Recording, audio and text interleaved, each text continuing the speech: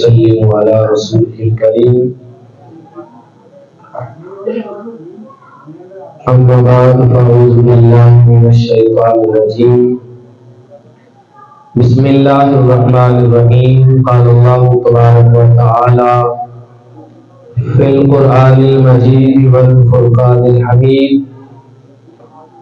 سبحان الذي أسرى بعبده ليلا من المسجد الحرام إلى المسجد الأقصى الذي باركنا حوله لنريه من آياتنا إنه هو السميع البصير صدق الله مولانا العظيم وبلغنا رسوله النبي الكريم الأمين ونحن على ذلك لمن الشاهدين والشاكرين والحمد لله رب العالمين إن الله وملائكته يصلون على النبي يا أيها الذين آمنوا صلوا عليه وسلموا تسلیما۔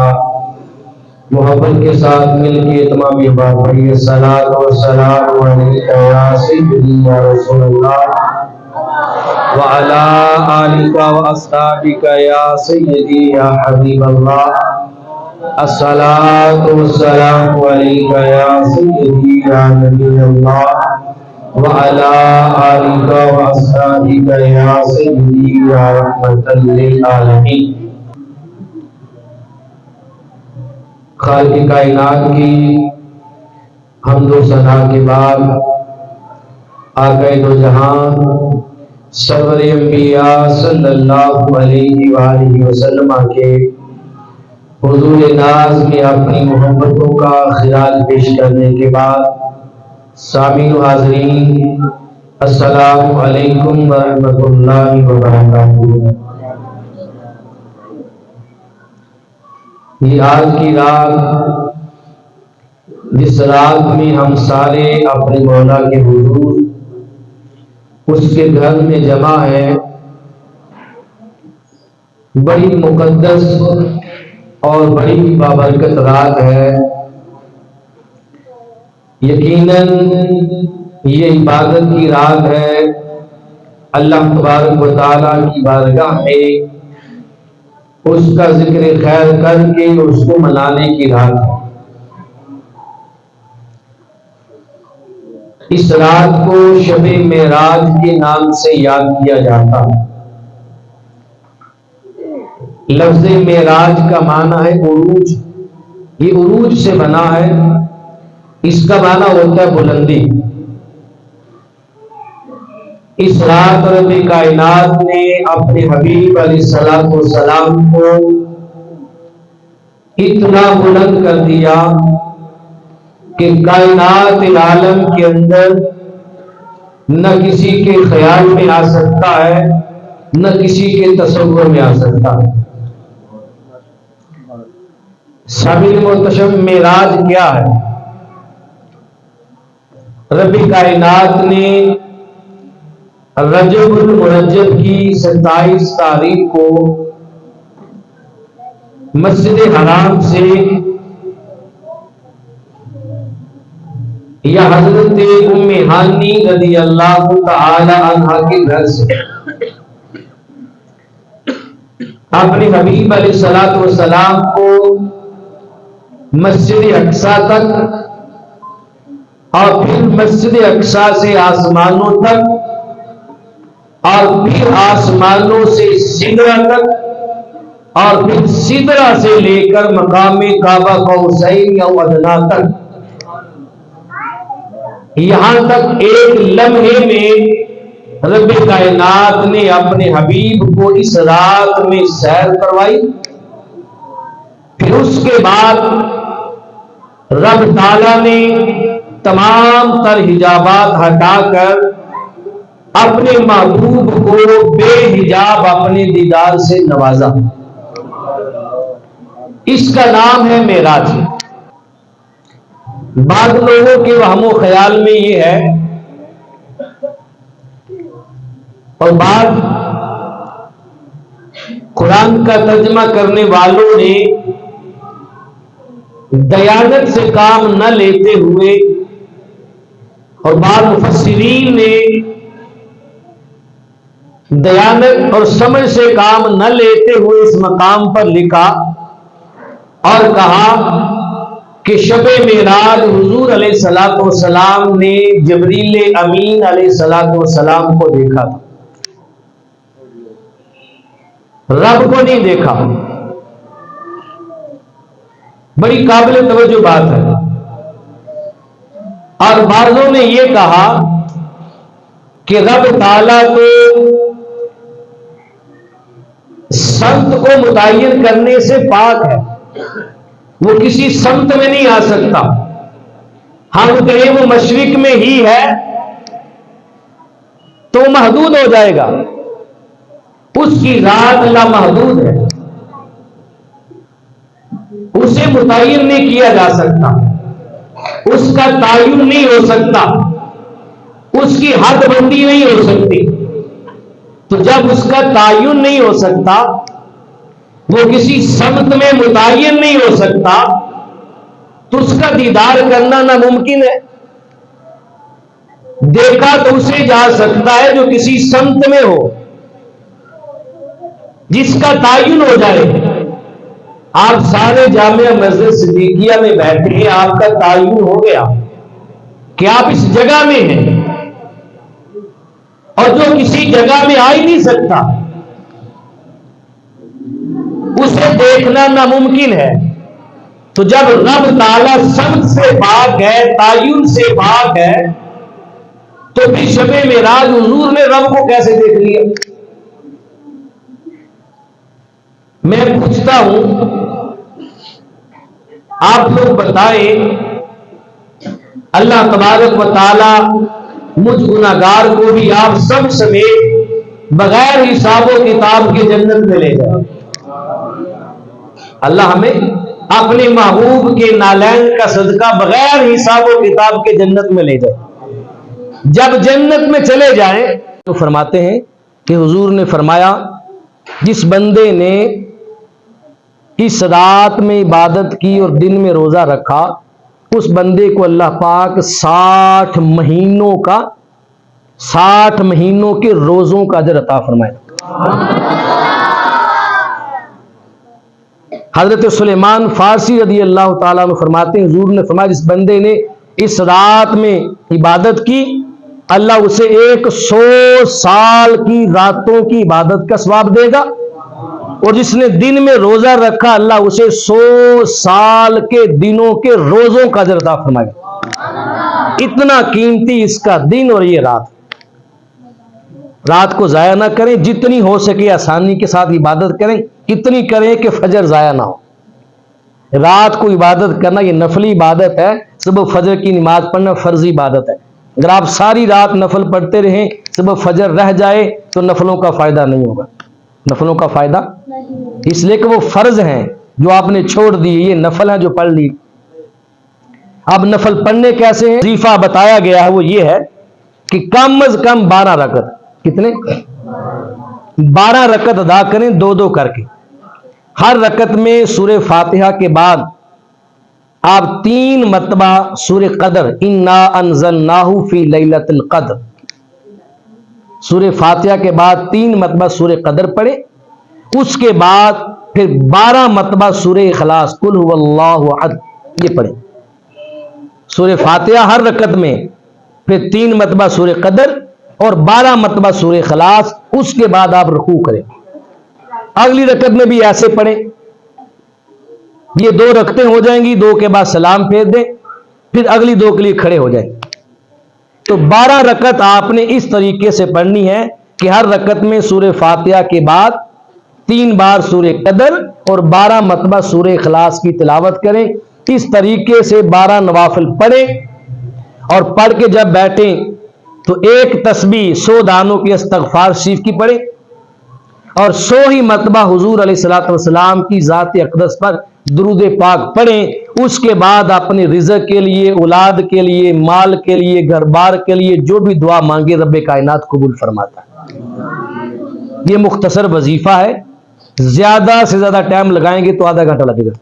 اس وظیفے کو ہر بندہ کرے بغیر شور شرابے کے. اللہ پاک ہم سب کو عمل کی اور سمجھ کی توفیق نصیب فرمائے. تو حدیث پاک میں آتا ہے کہ ہر جنتی جنت میں اپنے رب کو دیکھے گا. ہر جنتی جنت میں اپنے رب کو دیکھے گا. اب میرا سوال یہ ہے کہ جب رب تعالی سمت سے پاک ہے، وہ تعین سے پاک ہے، وہ ہے ہی لامحدود، وہ کسی جگہ میں محدود نہیں ہو سکتا، تو جنت میں کیسے دیکھیں گے؟ جنت میں کیسے دیکھیں گے؟ کسی نے کہا کہ جنت میں رب کائنات اپنی شان کے لائق ہر جنتی کو وہ آنکھ عطا فرمائے گا کہ ہر جنتی اپنے رب کو دیکھ سکے گا. تو میں نے کہا نادان، تو یہ گمان جنت کے بارے میں کرتا ہے کہ رب جنت میں ہر جنتی کو وہ آنکھ دے گا جس آنکھ سے وہ اپنے رب کو دیکھے گا.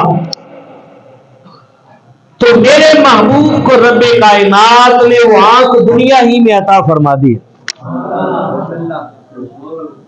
جنت میں بھی جنتی رب کے دکھانے سے دیکھے گا، اور شب معراج بھی میرے محبوب نے رب کے دکھانے سے دیکھا.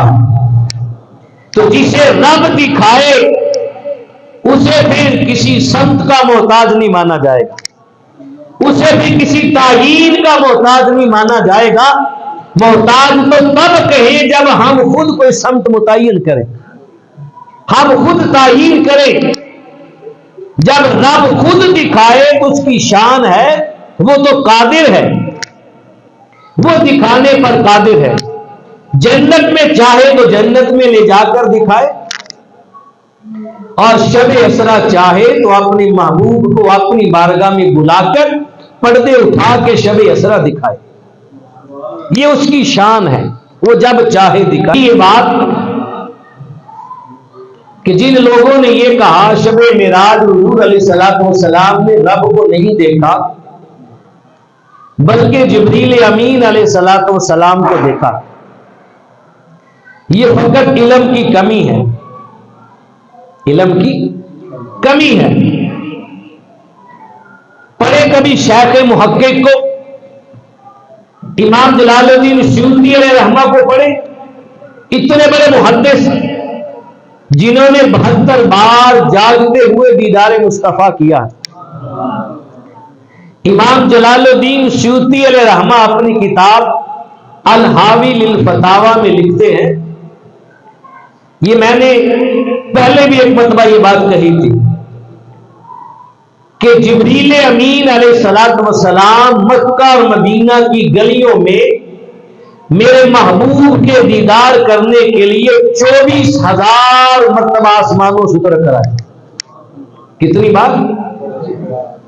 24,000 مرتبہ جبریل امین علیہ السلام میرے محبوب کو دیکھنے کے لیے آسمانی کائنات کو چھوڑ کے مکہ اور مدینہ کی گلیوں میں آئے. جبریل امین علیہ السلام وہ ہستی ہیں جو وحی لے کر اترتے ہیں، اور قرآن سارا وحی خدا ہے.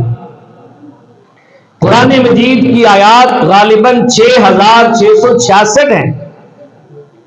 اگر جبریل امین علیہ السلام ہر بار ایک آیت بھی لے کر آتے تو جبریل کا آنا لگ بھگ 6,500 مرتبہ ہوتا. یہ باقی 18 یا 18,500 مرتبہ جبریل کس لیے آئے؟ جبریل اگر آپ نے مدینہ دیکھا ہے تو اپنے چشم تصور میں لائیں.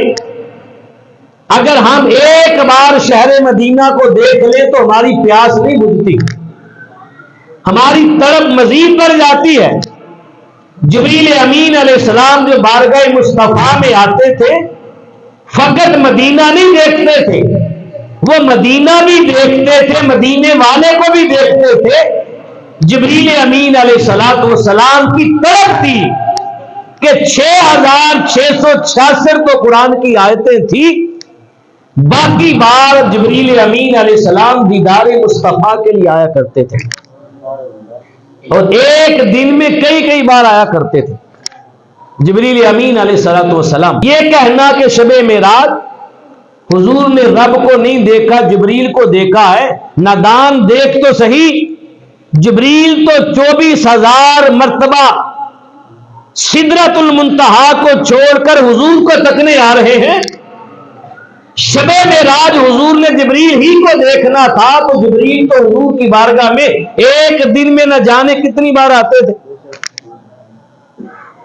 یہ بات نہیں بنتی۔ سید عائشہ صدیقہ ام المومنین رضی اللہ تعالی عنہ فرماتی ہیں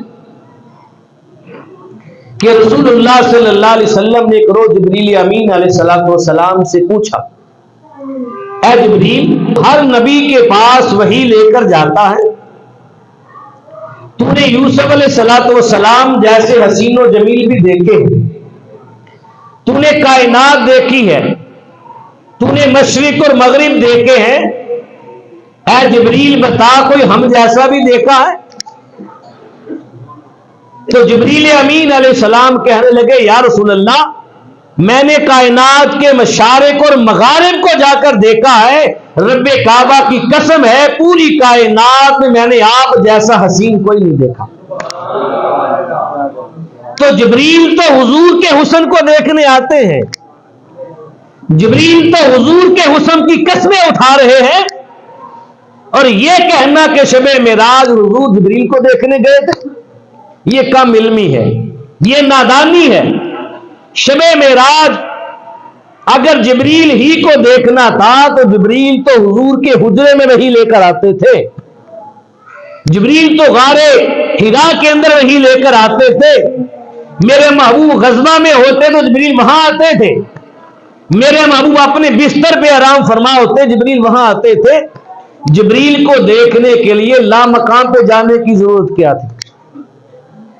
جبریل کو نہیں دیکھا، شب معراج میرے محبوب نے اپنے رب کو دیکھا، اپنے رب کو دیکھا ہے، یہی تو معجزہ ہے، یہی تو معجزہ معراج ہے۔ کائنات نے اپنے محبوب کے اس معراج کو سورہ بنی اسرائیل کی پہلی آیت میں بیان فرمایا، فَسُبْحَانَ الَّذِي، پاک ہے وہ ذات، اسرا بعبدہ، جو لے گئی اپنے بندہ خاص کو راتوں رات، لیلن، رات کے تھوڑے سے حصے میں، من المسجد الحرام الی المسجد الاقصی، مسجد حرام سے مسجد اقصی تک۔ بڑی قابل توجہ بات ہے، اللہ پاک نے اپنے حبیب کے معراج کو بیان کرنے کے لیے پہلے اپنی پاکی کو بیان فرمایا، پاک ہے وہ ذات۔ لفظ سبحان کا ذکر کیوں کیا؟ اس بارے میں دو حکمتیں ہم نے جمعۃ المبارک کے خطاب میں بیان کی تھی، ان دو سے ہٹ کر میں تیسری بات بتا رہا ہوں۔ اگر آپ میں سے کسی کے بیٹے کی شادی ہو، شادی والے دن بیٹا شیروانی پہن کر، سر پہ کلا رکھ کے اور تیار ہو کر، بن ٹھن کر جب گھوڑے پہ بیٹھتا ہے، سوار ہوتا ہے، ماں کی نظر پڑتی ہے، ماں اپنے شہزادے کو دیکھتی ہے تو ماں دیکھتی رہ جاتی ہے، ماں کہتی ہے کتنا پیارا لگ رہا ہے میرا بیٹا، ماں کے منہ سے نکلتا ہے سبحان اللہ۔ کیا نکلتا ہے؟ جب باپ اپنے بیٹے کو دلہا بن کے سوار ہوتے دیکھتا ہے تو باپ کہتا ہے سبحان اللہ، کیا بات ہے۔ بھائی بھائی کو دیکھتا ہے دلہا بنا ہے تو بھائی کہتا ہے سبحان اللہ۔ بہنیں آتی ہیں اپنے بھائی کو سج دج کے دلہا بنے ہوئے سواری پہ سوار ہوتے جب بہنیں دیکھتی ہیں تو بہنیں بے ساختہ کیا اٹھتی ہیں سبحان اللہ۔ آج میرے محبوب شب اسرا کا دولہا بن کے رب کی بارگاہ میں جا رہے ہیں، اور کائنات عالم میں کوئی دولہا میرے مصطفیٰ سے حسین نہیں ہے، کوئی دولہا میرے محبوب سے حسین نہیں ہے۔ کس شان کے ساتھ میرے مصطفیٰ آج سج دج کر جنت سے آئی ہوئی سواری براق پہ بیٹھ رہے تھے۔ آج کوئی سبحان اللہ کہے آج میرے مصطفیٰ کی ماں نہیں ہے کہ آج دیکھ کے سبحان اللہ کہے، آج میرے محبوب کے والد گرامی نہیں ہے کہ اپنے لختے جگر کو دیکھ کے سبحان اللہ کہیں، آج میرے محبوب کے دادا جان نہیں ہے، آج میرے محبوب کے چاچا جان زندہ نہیں ہے، میرے محبوب کے بھائی نہیں ہیں، بہنیں نہیں ہیں، آج سبحان اللہ کون کہے؟ سفر بھی رات کا تھا، صدیق و عمر بھی سوئے ہوئے تھے، سبحان اللہ کہنے والا کوئی نہ تھا، محبوب رنجیدہ ہوئے، رب کی بارگاہ سے آواز محبوب آج دلہا بن کے سج دج کر براق پہ تم ہے، سبحان اللہ کی صدائیں میں بلند کروں گا۔ ادھر محبوب سج دج کے براق پہ بیٹھا، ادھر آواز آئی سبحان اللذی، رب نے کہا سبحان اللذی، پاک ہے وہ ذات، پاک ہے وہ ذات۔ تو جس کے سج دج کے جانے پہ رب سبحان اللہ کہے، بتاؤ کیا وہ جبریل کو دیکھنے گئے تھے؟ اللہ اکبر کبیرہ، جبریل تو خادم تھے، براق کی مہاریں تھام کے جا رہے تھے۔ اللہ اکبر۔ حضور علیہ السلام جبریل امین علیہ السلام آپ کو لینے آئے، آپ اپنی چاچا زاد بہن اور رضائی بہن، دودھ کی بہن علی المرتضیٰ شیر خدا رضی اللہ تعالی عنہ کی ہمشیرہ، آپ کے چاچا کی بیٹی حضرت ام ہانی رضی اللہ تعالی عنہا کے گھر میں آرام فرما تھا۔ یہ گھر جانتے کدھر ہے؟ اللہ آپ سب کو مکے لے جائے اور آپ کے صدقے اللہ مجھے بھی لے جائے، حرم پاک میں آپ جائیں، جب جانا نصیب ہو جائے تو باب عبدالعزیز، باب عبدالعزیز یہ ایک دروازہ ہے حرم پاک کا، جب حرم کی مسجد میں داخل ہوتے ہیں باب عبدالعزیز سے داخل ہو، باب عبدالعزیز سے جب آپ داخل ہوں گے تو سین کعبہ میں مطاف میں جو سیڑھیاں نیچے اترتی ہیں، ان سے پہلے جو مسجد کے پلر ہیں، ان کا جو سیکنڈ لاسٹ پلر ہے، سیکنڈ لاسٹ نہیں، سیکنڈ لاسٹ جو پلر ہے، وہاں پر سیدہ ام ہانی رضی اللہ تعالی عنہا کا گھر تھا۔ سیدہ ام ہانی رضی اللہ تعالی عنہا کا گھر تھا اس مقام پر جہاں شب معراج میرے محبوب کو جبریل لینے آئے تو براق کو باہر باندھا تھا۔ اس رات میرے محبوب وہاں آرام فرماتے، جبریل لینے آئے، میرے محبوب ام ہانی رضی اللہ تعالی عنہا کے گھر سے چلے، وادی مکہ سے چلے، بیت المقدس میں پہنچے، انبیاء کی امامت کی، پھر بیت المقدس سے چلے، پہلے آسمان پہ پہنچے، ملاقات ہوئی، پھر پہلے آسمان سے چلے، دوسرے آسمان پر گئے، پھر دوسرے سے چلے، تیسرے پر گئے، پھر چلتے گئے، اور چلتے چلتے میرے محبوب سدرۃ المنتہا پر پہنچے۔ یہ چلنے کا لفظ میں نے بارہا بار استعمال کیا تاکہ آپ کو بات سمجھ آ جائے۔ حضور مکہ سے چلے ہیں، ام ہانی کے گھر سے چلے ہیں، سین کعبہ سے چلے ہیں، پھر بیت المقدس سے چلے ہیں، پھر سدرہ سے چلے ہیں۔ اس ساری گفتگو میں آپ نے دیکھا جانے والے میرے محبوب تھے، حضور علیہ الصلوۃ والسلام جانے والے تھے، لیکن جب رب تعالیٰ نے اپنے محبوب کے معراج کو بیان کیا تو کہا اسرا بعبدہ، رب اپنے محبوب کو لے گیا، اپنے محبوب کو لے گیا۔ لے گیا، محبوب کے جانے کا ذکر نہیں کیا۔ اے خدا، سب جانتے ہیں لے جانے والا تو ہے اور جانے والا تیرا محبوب ہے۔ تو لے گیا، تیرا محبوب چلا گیا، تو نے اپنے لے جانے کا ذکر تو کیا ہے، محبوب کے جانے کا ذکر نہیں کیا۔ عقل یہ کہتی ہے کہ محبوب گئے تھے، محبوب کے جانے کو بھی بیان کیا جاتا۔ رب فرماتا یہ بات تمہاری سمجھ میں نہیں آئے گی، اس لیے کہ رب عالم الغیب والشہادہ ہے، جو ہو چکا اسے بھی جانتا ہے، جو ہو رہا ہے اسے بھی جانتا ہے، جو قیامت کی صبح تک اور بعد از قیامت ہوگا رب اسے بھی جانتا ہے۔ رب جانتا تھا کہ جب محبوب معراج سے واپس آئیں گے، بڑے بڑے کافر انکار کریں گے، بڑے بڑے منکر ہو جائیں گے۔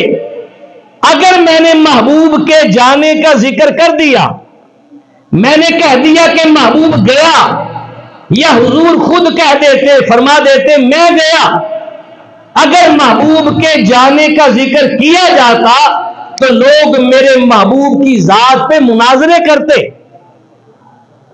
کہ حضور کیسے گئے ہوں گے، آسمانوں کے اوپر جانے کی طاقت کہاں سے آئی تھی، آسمانوں سے گزرنا ناممکن ہے، آسمانوں میں طبقہ زمہریر ہے، کیسے گزرے ہوں گے، طبقہ ناریہ ہے، کیسے گزرے ہوں گے، انسان اپنی دونوں ٹانگیں زمین سے نہیں اٹھا سکتا، حضور کیسے گئے ہوں گے۔ لوگ لاکھ مناظرے کریں گے محبوب کی ذات پر، لوگ مباحثے کریں گے محبوب کی ذات پر، تو کام محبوب کے جانے کا ذکر کیا تو اعتراض کی انگلیاں اٹھیں گی میرے محبوب کی ذات پر، اس لیے میں محبوب کے جانے کا ذکر ہی نہیں کرتا۔ میں کہہ رہا ہوں میں لے گیا ہوں، اب اگر کسی نے اعتراض کرنا ہے تو خدا کی ذات پہ کرے، کسی نے مناظرہ کرنا ہے تو خدا سے کرے، اگر کسی نے تولنا ہے تو خدا کی طاقت کو تول کے دکھائے۔ محبوب نے تو دعویٰ ہی نہیں کیا میں گیا ہوں، دعویٰ تو خدا کا ہے میں لے گیا ہوں کا یہ وجہ تھی میں نے محبوب کے جانے کا ذکر نہیں کیا، اپنے لے جانے کا ذکر کیا۔ اگر کسی کو پوچھنا ہے، کسی کو ڈاؤٹ ہے کہ حضور کیسے گئے ہوں گے تو حضور سے نہ پوچھو، پھر خدا سے پوچھو وہ کیسے لے گیا ہوگا، اپنے محبوب کو کیسے لے گیا ہوگا۔ من المسجد الحرام الی المسجد الاقصی، یہ سورہ بنی اسرائیل کی پہلی آیت میں یہ سفر معراج کا پہلا مرحلہ بیان ہوا، باقی مراحل کو رب تعالیٰ نے سورہ نجم کے اندر بیان فرمایا۔ پہلے مرحلے کو بیان کیا من المسجد الحرام الی المسجد الاقصی، کہ مسجد حرام سے مسجد اقصی تک رب لے گیا اپنے محبوب کو۔ اب سوال یہ ہے، باری تعالیٰ حضور تو گئے ہیں لامکان تک، مقام کعبہ قوسینی او ادنا پہ گئے ہیں، اور ذکر قرآن میں کر رہا ہے مسجد اقصی تک کا۔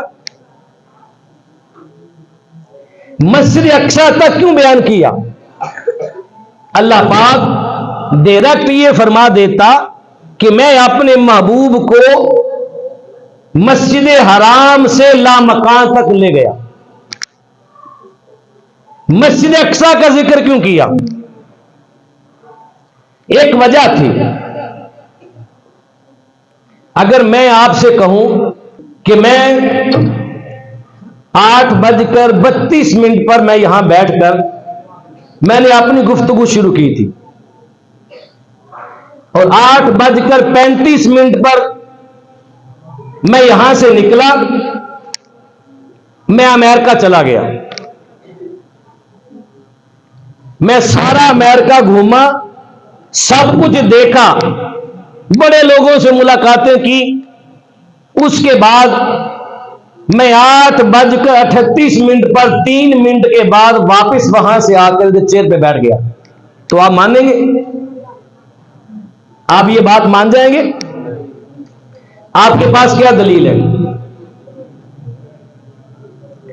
اگر آپ مجھ سے سوال کرنا چاہیں، پوچھنا چاہیں امریکہ کے بارے میں، تو آپ کے پاس کیا دلیل ہے؟ آپ کے پاس کوئی دلیل نہیں ہے، اس لیے کہ آپ نے امریکہ دیکھا ہی نہیں۔ اگر آپ نے امریکہ دیکھا ہوتا تو آپ مجھے پوچھتے امریکہ کے فلاں شہر میں گئے تھے، فلاں فلاں جگہ یہ جگہ تھی، یہ مقام تھا، یہ آپ نے دیکھا ہے؟ اگر میں نہ بتاتا تو آپ کہتے جھوٹ بولا ہے، اگر بتا دیتا تو آپ کہتے سچ بولا ہے۔ آپ نے امریکہ دیکھا نہیں، لہذا آپ امریکہ کے بارے میں سوال نہیں پوچھ سکتے۔ اور اگر میں کہوں میں داتا صاحب گیا پھر آیا، تو داتا صاحب تو آپ نے دیکھا ہے، آپ نے، وہ آپ کی معلومات میں ہے۔ آپ داتا صاحب کے بارے میں سوال کر سکتے ہیں، پوچھ سکتے ہیں اس کے کتنے دروازے ہیں، کیا کوئی دروازہ سونے کا بھی ہے، مسجد کتنی بڑی ہے، کیا اس کا بیسمنٹ بھی ہے، نیچے کو مدرسہ بھی ہے، یہ ساری چیزیں آپ پوچھ سکتے ہیں، اس لیے کہ آپ نے داتا صاحب دیکھا ہوا ہے، آپ نے داتا صاحب دیکھا ہوا ہے۔ تو رب کائنات اپنے محبوب کو لے گیا لامکان کی وادیوں میں، اپنی بارگاہ میں۔ اگر رب تعالی یہ فرما دیتا سورہ بنی اسرائیل میں کہ میں وادی مکہ سے اپنے محبوب کو لامکان میں لے گیا، اور صبح آ کے میرے محبوب بیان کرتے، ابو جہل جب اعتراض کرتا تو ابو جہل نے تو لامکان دیکھا ہی نہیں تھا، اس نے تو آسمان دیکھے نہیں تھے، اس نے تو سدرہ کا حال دیکھا نہیں تھا، وہ کیسے سوال کرتا میرے محبوب سے؟ کفار مکہ نے بیت المقدس کو دیکھا تھا، ان کی حد معلومات بیت المقدس تک تھی۔ رب تعالیٰ نے شب معراج بیت المقدس کا نام لے کے، مسجد اقصی کا نام لے کر، یہ کفار مکہ کی معلومات کی حد کو بیان کیا ہے، محبوب کے سفر کی حد کو بیان نہیں کیا، یہ کفار کی حد نظر کو بیان کیا ہے، ان کی معلومات کی حد یہاں تک ہے۔ یہی وجہ ہے جب میرے محبوب نے صبح صحن کعبہ میں کھڑے ہو کے اعلان کیا کہ رات میں معراج پر گیا، مجھے میرا رب لے گیا، راتوں رات میں جنت، دوزخ، حور و غلمان کو، سدرہ کو سب کچھ دیکھ کے پلٹ کے اسی لمحے واپس آ گیا، اور ساتھ یہ بیان کیا کہ پہلے بیت المقدس میں گیا، مسجد اقصی میں گیا۔ جب مسجد اقصی کا نام لیا تو ابو جہل کھڑا ہو گیا، اس نے کہا محمد بتا مسجد اقصی کے دروازے کتنے تھے؟ اس نے مسجد اقصی کو دیکھا ہوا تھا، اس کی معلومات کے اندر تھی، دیکھا تھا، تبھی سوال کیا، کہا محمد بتا مسجد اقصی کے دروازے کتنے ہیں، اس کی کھڑکیاں کتنی ہیں، بتا۔ آج تک ہمیں معلوم نہیں اس مسجد میں رہتے ہوئے مسجد کے پنکھے کتنے ہیں، لائٹیں کتنی ہیں، ہم نہیں جان سکے۔ ہر بندہ جہاں بھی جاتا ہے اس کی نظر اپنے مقصد پہ ہوتی ہے، کوئی بندہ دروازے، کھڑکیاں، کھمبے گننے نہیں جاتا، پلر گننے نہیں جاتا۔ لیکن جب ابو جہل نے سوال کر دیا کہ محمد اگر تو بیت المقدس میں گیا تھا، راتوں رات گیا واپس آیا، ہم نہیں مانتے، اگر تو واقعی گیا ہے تو بتا بیت المقدس کے دروازے کتنے ہیں؟ وہ تاجر لوگ تھے، جاتے رہتے تھے، بیت المقدس کی کھڑکیاں کتنی ہے، اس کے راستے کتنے ہیں، وہاں پانی کیسا ہے؟ اب میرے محبوب جب گئے تھے تو نظر اپنے مقصد پر تھی، توجہ کسی اور جانب تھی۔ حضور علیہ السلام دروازے گننے نہیں گئے تھے، کھڑکیاں گننے نہیں گئے تھے، نہ آپ نے اس جانب توجہ فرمائی۔ جب ابو جہل نے سوال کیا، اب بات آ گئی میرے مصطفیٰ کی نبوت کی، صداقت کی۔ ادھر ابو جہل نے کہا محمد بتا مسجد اقصی کے دروازے کتنے تھے، ادھر اس کی زبان سے سوال نکلتا ہے، ادھر رب کائنات نے ساری مسجد اقصی کو اٹھا کر اپنے محبوب کے چہرے کے سامنے کر دیا۔ مسجد اقصی کو اٹھا کے حضور کے چہرے کے سامنے کر دیا، کہ محبوب دیکھ، اس بدبخت کو دیکھ کے بتا، اس لیے کہ اس کی معلومات کی حد یہیں تک ہے، اس کی معلومات کی حد یہیں تک ہے، اس کو معلومات کی حد بتا کے یہیں پر روک دے اور بتا دے کہ یہ تمہاری معلومات کی حد ہے، میرے سفر کی حد کو جاننے کی کوشش نہ کرنا۔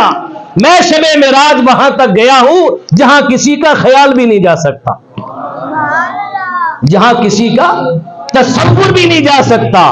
تو بیت المقدس اور مسجد اقصی کا ذکر کرنا یہ کفار مکہ کی معلومات کی حد کو بیان کرنا تھا کہ ان کی معلومات کی حد یہاں تک ہے۔ اللہ اکبر کبیرہ۔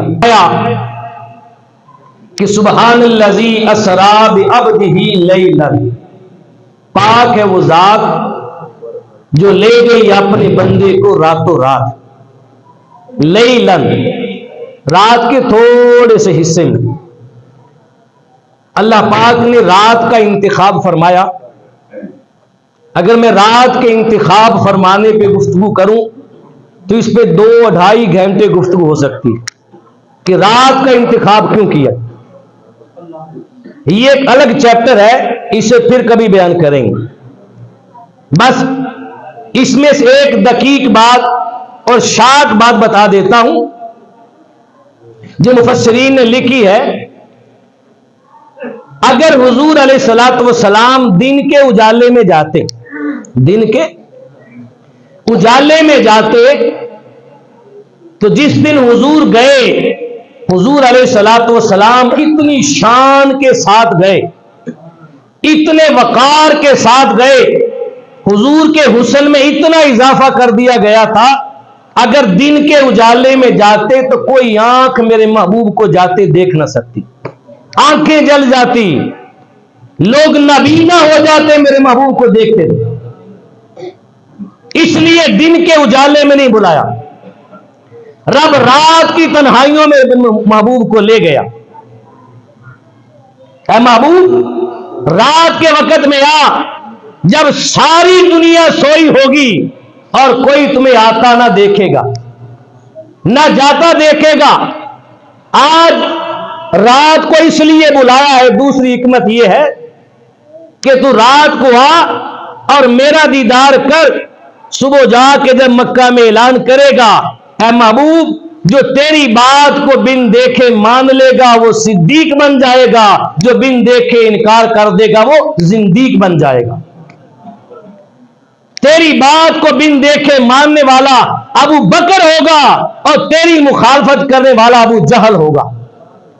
رات کو بلانے کا ایک مقصد ابو جہل اور ابو لہب میں فرق کرنا بھی تھا۔ سیدنا صدیق اکبر رضی اللہ تعالی عنہ کو صدیق کا لقب بھی عطا کرنا تھا۔ حضور علیہ الصلوۃ والسلام جانے دو عالم ہے۔ کیا ہے؟ جانے دو عالم، جانے جہان ہے، ساری کائنات کی جان حضور میں بستی ہے۔ لولا کا کما خلقت الافلاک، اے محبوب اگر آپ کو پیدا نہ کرنا ہوتا تو رب کائنات کی کسی شے کو پیدا ہی نہ کرتا۔ کائنات کو بنانا آپ کے واسطے ہے، آپ کائنات کی جان ہے۔ جب جان نکلتی ہے تو جسم بیکار ہوتا ہے، جسم بیکار ہوتا ہے۔ شب معراج اگر حضور دن کے اجالے میں جاتے معراج کے لیے تو کائنات کی جان ہی نکل جاتی، جان ہی چلی جاتی۔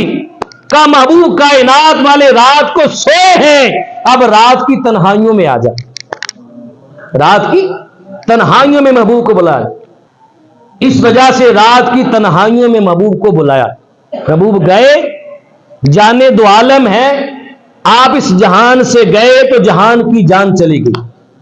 یہی وجہ ہے کہ آپ عرصہ تک رب کے دیدار میں رہے، جب واپس آئے تو جس بستر سے اٹھ کر گئے تھے بستر گرم تھا، جس پانی سے وضو کیا تھا پانی ابھی چل رہا تھا، جس دروازے کی کنڈی کھولی تھی کنڈی ہل رہی تھی، ایک لمحے میں واپس آ گئے۔ کوئی کہہ سکتا ہے کہ ایک لمحے کے اندر بھی کوئی دیدار ہوتا ہے؟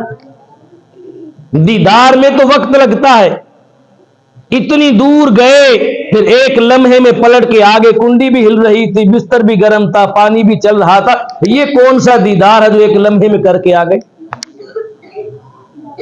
ایک لمحے میں دیدار نہیں ہوتے۔ محدثین نے یہ روایت لکھی ہے کہ حضور جب اس کائنات سے مولا کی بارگاہ میں گئے تو کتنا عرصہ رب کے دیدار میں رہے؟ ایک روایت میں 18 سال تک رب کے دیدار میں رہے۔ کتنی دیر؟ 18 سال تک رب کے دیدار میں رہے۔ تو پھر یہاں پر کیا تھا؟ جب واپس آئے تو پانی چل رہا تھا، کنڈی ہل رہی تھی، بستر گرم تھا، ابھی ایک ہی لمحہ تھا، اور ہم کہتے ہیں 18 سال تک دیدار خدا میں رہے۔ اس کی وجہ یہی ہے کہ حضور جانے کائنات ہے، جب اس جہان سے میرے محبوب نے قدم اٹھایا تو کائنات کی جان نکل گئی تھی۔ حضور صدیوں تک رب کے دیدار میں رہے، جب پلٹ کے آئے اور میرے محبوب نے آ کے اس جہان میں اپنا قدم رکھا تو جہاں سے رکا تھا جہان وہاں سے چل پڑا۔ آپ نے قدم رکھا تو جہان کی جان میں پھر سے جان آ گئی۔ جب جان واپس آئی تو جہاں سے چھوڑا تھا وہیں سے دوبارہ شروع ہوا۔ لمحے تھم گئے تھے، گھڑیاں رک گئی تھی محبوب کی خاطر، ایک لمحے میں گئے اور آ گئے۔ اگر سالوں بعد آتے تو کوئی مانتا یہ معجزہ ہے؟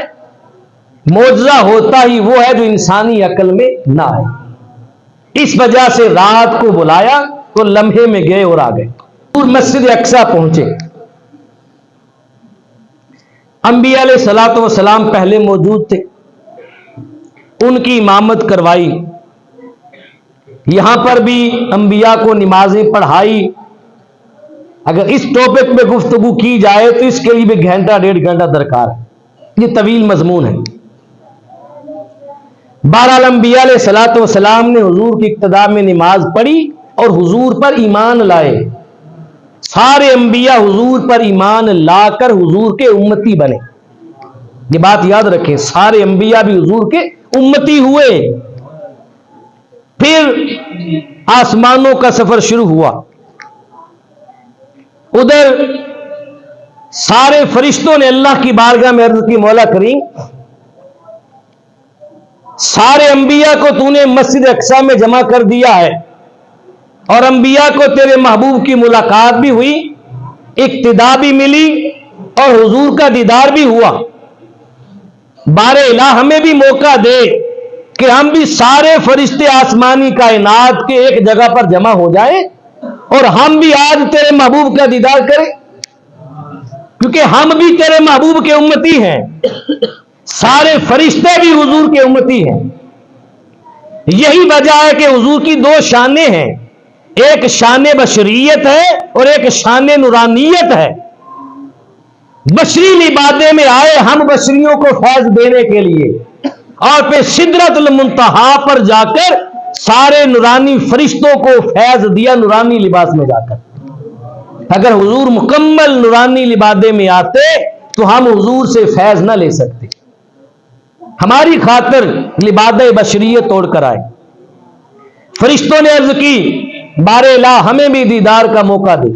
اللہ پاک نے ان کی عرضی کو منظور کر لیا، کہا میرا محبوب جب سدرہ پہ آئے گا، اذ یغش سدرۃ ما یغشا، تم سارے فرشتے سدرہ پہ آ جاؤ اور سدرہ کو ڈھانپ لو۔ سدرہ کا معنی بیری کا درخت،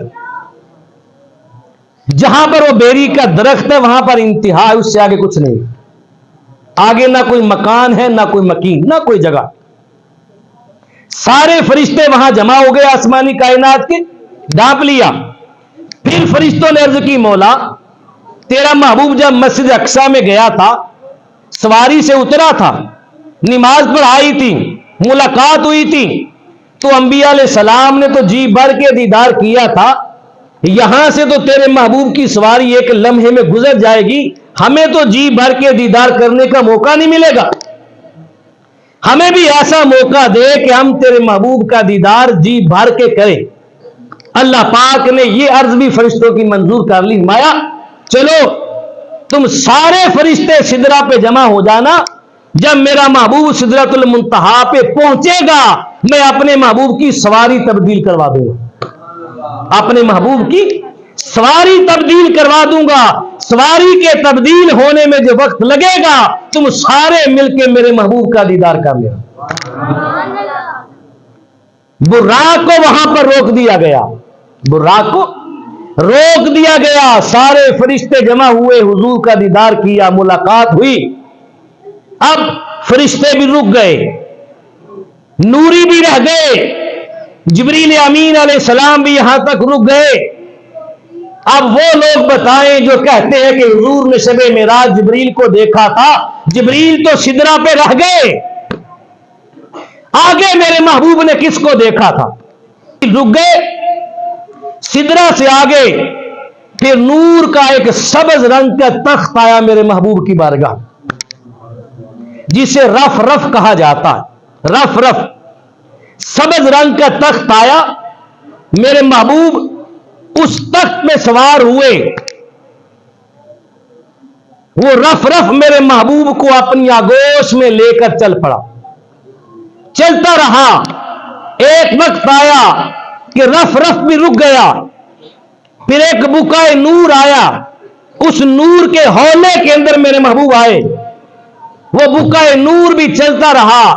ایک مقام آیا کعبہ قوسین سے پہلے کہ بقعہ نور بھی رک گیا، اب ہر شے یہاں رک گئی، اب ملاقات ہونے والی ہے، اب ملاقات قریب ہے۔ اب امام شارانی علیہ رحمہ آپ فرماتے ہیں جب محبوب اس مقام تک پہنچے تو آگے سے آواز آتی ہے کف یا محمد ان ربک یصلی، اے میرے محبوب مسجد حرام سے تو چل کے مسجد اقصی میں آیا ہے اور مسجد اقصی سے چل کر یہاں تک آیا ہے، کف یا محمد، اے میرے محمد یہاں رک جا، اب آگے تیرے استقبال میں تیرا رب آتا ہے، اب آگے تیرا رب آئے گا، کف یا محمد رک جا، ان ربک یصلی، لفظ یصلی صلاۃ سے بنا ہے، میں نے جمعے پہ بتایا تھا اس کے 56 معنی ہیں، ایک معنی نماز ہے، ایک معنی درود و سلام ہے، یہ معنی بھی ہو سکتا ہے کہ رب فرما رہا محبوب رک جا، اب تیرا رب تیری ذات پہ درود و سلام پڑھتا ہے، اور ایک معنی یصلی صلاۃ کا ہے قریب ہونا، اے محبوب رک جا، یہاں تک تو آیا ہے، اب تیرا رب قریب ہوتا ہے، اب تیرا رب قریب ہوتا ہے۔ قرآن کہتا ہے ثم دنا، پھر وہ قریب ہوا، فتدلی، پھر وہ ذات اپنے محبوب کے اور زیادہ قریب ہوئی، پہلے کہا ثم دنا، پھر وہ قریب ہوا، قربت بڑی، پھر کہا فتدلی، وہ اور قریب ہوا، پہلی قربت تھی اس میں فاصلہ تھا، دوسری مرتبہ جو قربت ہوئی اس میں فاصلے مٹا دیے گئے، رب اپنے محبوب کے اتنا قریب آیا، اتنا۔ اب ہمیں کیا معلوم کہ رب کی محبوب سے جب شب اسرا ملاقات ہوئی تو قربتیں کتنی تھی، رب محبوب کے کتنا قریب تھا، محبوب رب سے کتنا قریب تھا۔ رب کائنات کی ذات مثالوں سے پاک ہے، مثالوں سے، وہ کسی مثال میں نہیں آتی، لیکن اس رب نے اپنے بندوں کو سمجھانے کے لیے، بندوں کے لیے ہماری خاطر ایک مثال بیان کی، ہماری خاطر ایک مثال بیان کی ہے۔ اگر تم سمجھنا چاہو تو تمہارے ذہن کے مطابق مثال بتا دیتا ہوں کہ کتنا قریب ہوا۔ فَكَانَ قَابَ قَوْسَيْنِ أَوْ أَدْنَىٰ، فَكَانَ قَابَ قَوْسَيْنِ، قوسین کہتے ہیں دو کمانوں کو، دو تیر کمان جانتے ہیں نا، تیر کمان کی جو کمان ہوتی ہے، کا دو کمانوں کا فاصلہ رہ گیا تھا، دو کمانوں کا فاصلہ رہ گیا تھا، رب اپنے محبوب کے اتنا قریب تھا اب بات ہو رہی ہے رب اور محبوب کی ملاقات کی، رب اور محبوب کی محبت کی۔ آپ کہیں گے درمیان میں کمانیں کہاں سے آ گئی؟ یہ کمانوں کا تو درمیان میں جوڑ نہیں بنتا ہے۔ وہ کیسے؟ جب دو دوست ملتے ہیں، دو یار گلے ملتے ہیں تو کیسے ملتے ہیں؟ ایسے ملتے ہیں۔ یہ کمان کی شکل ہے۔ یہ کیا ہے؟ یہ کمان کی شکل ہے۔ ایک کمان ادھر سے ہو، ایک کمان ادھر سے، تو کہا قربتیں اتنی ہوئی شب معراج کہ دو کمانوں کا فاصلہ رہ گیا۔ ایک کمان مصطفیٰ کی تھی اور ایک کمان خدا کی تھی، بلا تمثیل، وہ مثال سے پاک ہے۔ دو کمانوں کا فاصلہ رہ گیا، پھر کہا او ادنا، یا اس سے بھی کم رہ گیا، اس سے بھی کم رہ گیا فاصلہ۔ اے بار الہ، تو نے کمانوں کی مثال کیوں دی ہے؟ آخری بات کر رہا ہوں۔ عرب کے اندر یہ دستور اور اصول تھا، چھوٹے چھوٹے قبیلے بنے ہوئے تھے، ایک دوسرے کے دشمن ہوا کرتے تھے، اور جنگوں کے لیے کئی قبیلے آپس میں معاہدے کرتے تھے۔ جب دو قبیلے مل کے آپس میں کوئی معاہدہ کر لیتے تھے اور کہتے تھے کہ آج کے بعد ہم دونوں ایک ہیں، ہم میں سے کسی ایک کی مخالفت کوئی کرے گا تو ہم دونوں مل کے اس کو جواب دیں گے۔ جب دو قبیلوں کا معاہدہ ہو جاتا تو دونوں قبیلوں کے سردار اکٹھے ہوتے، دونوں اپنی اپنی کمانیں لے کر آتے، اپنی کمانوں کو دونوں قبیلوں کے سردار جوڑ کر ساتھ ساتھ ملا کر دو کمانیں جوڑ کر دونوں کمانوں سے پھر ایک مشترکہ تیر پھینکتے تھے۔ ایک مشترکہ تیر پھینکتے تھے عرب کے اندر، اور ایک مشترکہ تیر پھینک کے بتاتے تھے لوگوں، کمانیں اگرچہ ہماری دو ہیں، قبیلے اگرچہ دو ہیں، لیکن دیکھو ان کمانوں سے نکلنے والا تیر ایک ہے۔ یہ ایک تیر بتا رہا ہے کہ ہم ایک ہو چکے ہیں۔ اب اگر تم نے ان دو قبیلوں میں سے کسی ایک قبیلے کی مخالفت بھی کی تو ایک کی مخالفت نہیں، وہ دونوں کی تصور ہوگی۔ یہ عرب کا دستور تھا۔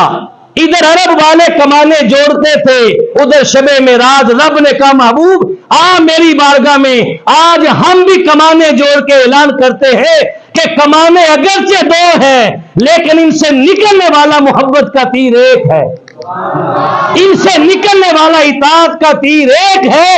ہم اعلان کرتے ہیں کہ محبت مصطفیٰ ہی محبت خدا ہے، اطاعت مصطفیٰ ہی اطاعت خدا ہے۔ اگر کسی نے محبوب کی مخالفت کی تو یہ نہ سمجھنا کہ یہ دو ہیں، کمانے اگرچہ دو ہیں، ذاتیں اگرچہ دو ہیں، لیکن دونوں کی اطاعت اور محبت ایک کر دی گئی ہے۔ ایک کی مخالفت دوسرے کی مخالفت ہوگی، محبوب کی دشمنی رب کی دشمنی ہوگی، محبوب کی بے ادبی رب کی بے ادبی ہوگی، اور محبوب کی گستاخی رب کی گستاخی تصور ہوگی۔ فَكَانَ قَابَ قَوْسَيْنِ أَوْ أَدْنَىٰ، دو کمانوں کا فاصلہ رہ گیا یا اس سے بھی کم فاصلہ رہ گیا۔ پھر بغیر حجاب کے رب کائنات نے اپنے محبوب کو اپنا دیدار کروایا، اپنے دیدار سے نوازا۔ جب محبوب رب کے دیدار سے مشرف ہوئے تو 18 سال تک دیدار خدا میں رہے۔ کتنا دیر؟ 18 سال تک دیدار خداوندی کے شرف سے مشرف ہوتے رہے۔ ادھر انتظار کی دنیا میں ایک لمحہ بیتا تھا، دیدار کی دنیا میں کئی سال بیت گئے تھے، کئی سال بیت گئے تھے۔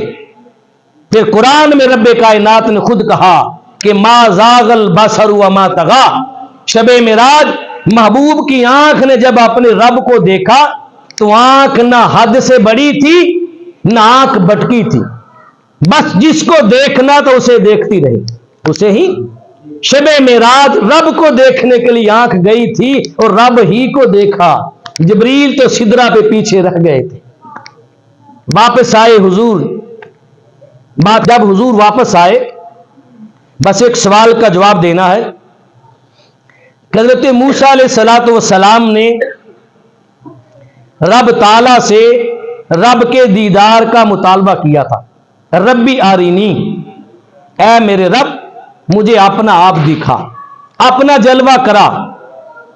تو حدیث پاک میں ہے رب تعالیٰ کسی نبی کی دعا کو رد نہیں کرتا. رد بعض ذہنوں میں ہے کہ موسیٰ علیہ السلام کی دعا رد ہو گئی, رب نے موسیٰ علیہ السلام کو نہیں دکھایا. نہیں, رد نہیں ہوئی, رد نہیں ہوئی. دکھانے کا وقت کوئی اور تھا, اس وقت نہیں دکھایا. کہ موسیٰ علیہ السلام ابھی تیرے دیکھنے کا وقت نہیں, اگر مجھے دیکھنا ہے تو شب معراج چھٹے آسمان پہ کھڑے ہو جانا, چھٹے آسمان پہ کھڑے ہو جانا. اور محدثین لکھتے ہیں یہ سوال موسیٰ علیہ السلام نے رب کی بارگاہ میں 9 بار کیا تھا. 9 بار کہا تھا ربی آرینی ربی آرینی ربی آرینی, مولا مجھے اپنا جلوہ کرا. 9 درخواستیں تھی موسیٰ علیہ السلام کی, وہ پینڈنگ پڑی ہوئی تھی. شب معراج چھٹے آسمان پہ کھڑے ہو جانا, جب میرا حبیب میری بارگاہ میں آئے گا, میری ذات کو دیکھے گا اور میری ذات میں فنا ہو جائے گا, میری صفتوں کا رنگ میرے محبوب کی صفتوں پہ چڑھ جائے گا. جب میرا محبوب میرا جلوہ کر کے آئے گا اور میرے محبوب کے چہرہ انور پر میرے حسن کے جلوے ہوں گے, اے موسیٰ علیہ السلام تو چھٹے آسمان پہ کھڑا ہو جانا, میں محبوب کو 50 نمازیں دے کر بھیجوں گا. دینی تو بعد میں 5 ہی ہیں, رب بھی جانتا تھا یہ امت 50 نہیں پڑھ سکتی. 50 دے کے بھیجا. کہا موسیٰ علیہ السلام تم کھڑے ہو جانا اور 9 بار میرے محبوب کو میری بارگاہ میں نمازیں کم کرانے کے لیے بھیجنا. تیری التجائیں بھی 9 تھی, میرا محبوب 9 بار مجھے دیکھ دیکھ کے آئے گا تو 9 بار میرے محبوب کے چہرے میں میرا دیدار کر لینا. کہ ادھر سے محبوب کو میں دیکھوں گا, ادھر سے تو دیکھنا. میں دیکھوں گا, میرے جلوے محبوب میں شرایت کریں گے, پھر وہ تیرے پاس آئیں گے, تو اسے دیکھ لینا. تو 9 درخواستیں تھی, 9 بار تو میرے محبوب کو دیکھ لینا, تیری حسرت پوری ہو جائے گی. اگر کوئی بندہ کہے کہ سارے معراج کا خلاصہ ایک لفظ میں بیان کر دے تو میں بات ختم کر رہا ہوں. سارے معراج کا خلاصہ ایک لفظ میں, بس اس لفظ کو یاد رکھنا. سارے معراج مصطفیٰ کا خلاصہ صرف ایک لفظ میں. معراج کیوں ہوا؟ قربت کے لیے. کس کے لیے؟ براق کس لیے آئی؟ مصطفیٰ کی قربت کے لیے. جبریل کس لیے آئے؟ قربت کے لیے. انبیاء کس لیے بلائے گئے؟ قربت کے لیے. آسمانوں پہ فرشتے کھڑے کیے کس لیے؟ قربت کے لیے. رف آیا قربت کے لیے. بقع نور آیا قربت کے لیے. محبوب اپنے رب کی بارگاہ میں گئے قربت کے لیے. قربت کے لیے. تو میرے محبوب صلی اللہ علیہ وسلم شب معراج چھٹے آسمان سے رب کی بارگاہ میں قربت کے لیے گئے تھے, رب کی قربت کے لیے. یہ لوگوں کو بتایا جا رہا ہے, لوگوں میرے نبی کی طاقت کا انکار نہ کرنا. میرے مصطفیٰ شب معراج اعلان کر رہے ہیں, لوگوں دیکھو ایک بار میں رب کی بارگاہ میں گیا تھا قربت کے لیے, ایک بار رب کی بارگاہ میں گیا تھا قربت کے لیے, اور 9 بار پلٹ کے جا رہا ہوں اپنی امت کے لیے. ایک بار قربت کے لیے گیا تھا, 9 بار امت کے لیے جا رہا ہوں. 9 بار امت کے لیے. ایک بار مجھے میرا رب لے گیا تھا, اب دیکھو 9 بار میں خود جا رہا ہوں. 9 بار. کون ہے جو میرے محبوب کے جانے کا انکار کرے گا؟ اللہ تبارک و تعالی ہمیں عمل کی اور سمجھ کی توفیق نصیب فرمائے.